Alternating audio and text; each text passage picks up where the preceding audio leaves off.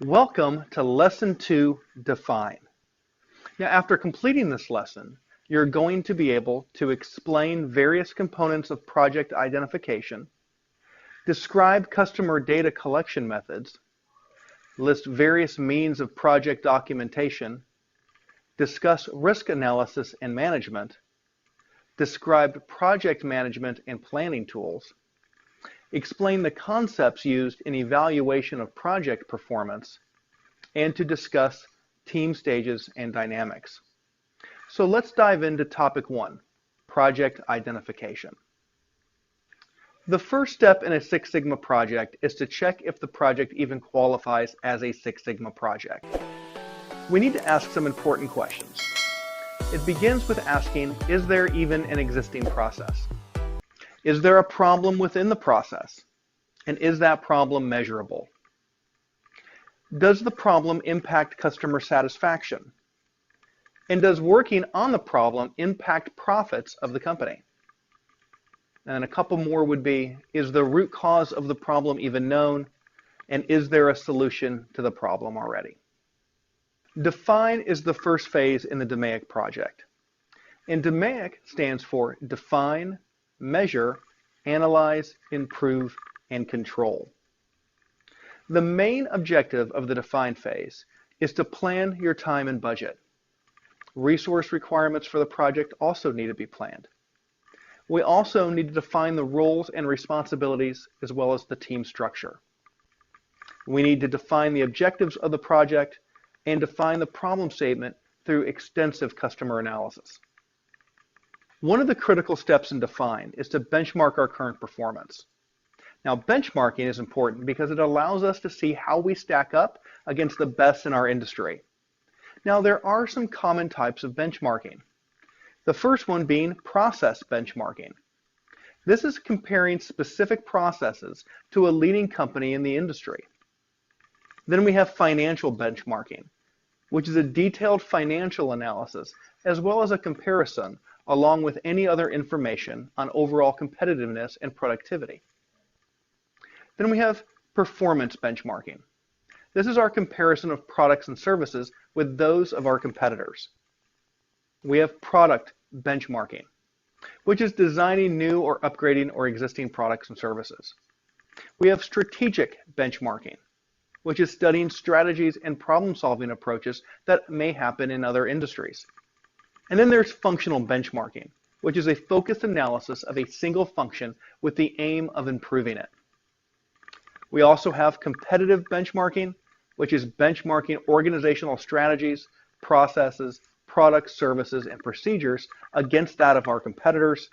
And then finally, we have a collaborative benchmarking, which is benchmarking which is carried out by a group of companies where the information is shared. Best practices is a method that ensures continuous improvement leading to exceptional performance. Now, best practices should be followed while benchmarking as much as possible. It can begin by increasing the objectives or scope of the benchmarking. We can set the standards and path to be followed at the initial stage, and we can reduce any unnecessary effort and comply with our scope. We can recognize the best in the industry to set our benchmark, and we can share the information derived from our benchmarking process.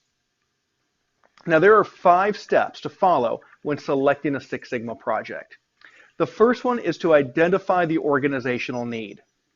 Now, the organization's need in terms of projects is to improve and develop its functional areas and to serve and meet customer needs. The next step is to identify the projects. We identify the projects that are aligned with those organizational goals and needs.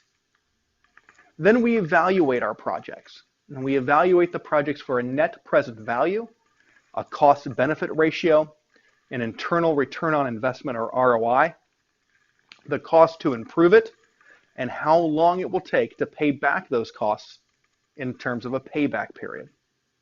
The next step is that we select the right project.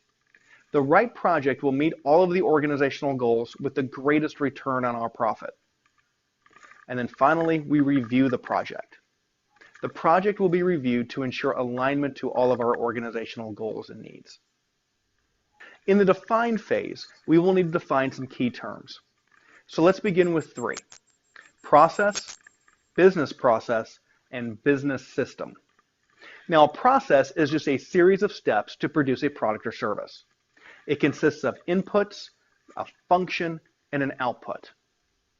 For example, a process may be the payroll department within an HR department within an IT company.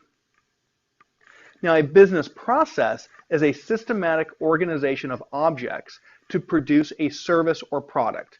So that would be the HR department in our example of an IT company.